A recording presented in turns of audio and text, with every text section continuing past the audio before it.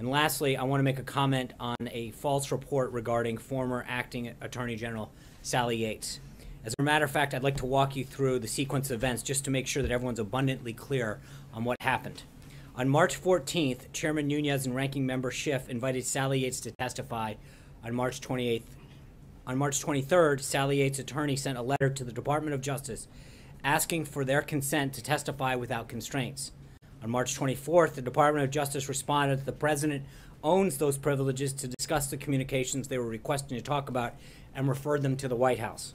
Also on the 24th, Ms. Yates' attorney sent a letter to the White House counsel requesting that consent, specifically stating that if they did not receive a response by March 27th at 10 a.m., they would, quote, conclude that the White House does not assert executive privilege over these matters.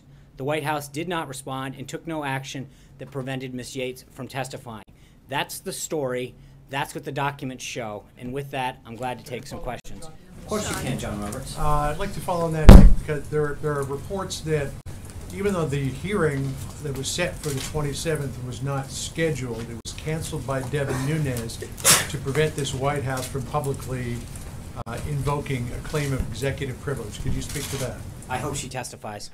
I look forward to it. It was never, let's be honest, the hearing was actually never notified. If they choose to move forward, great. We have no problem with her testifying.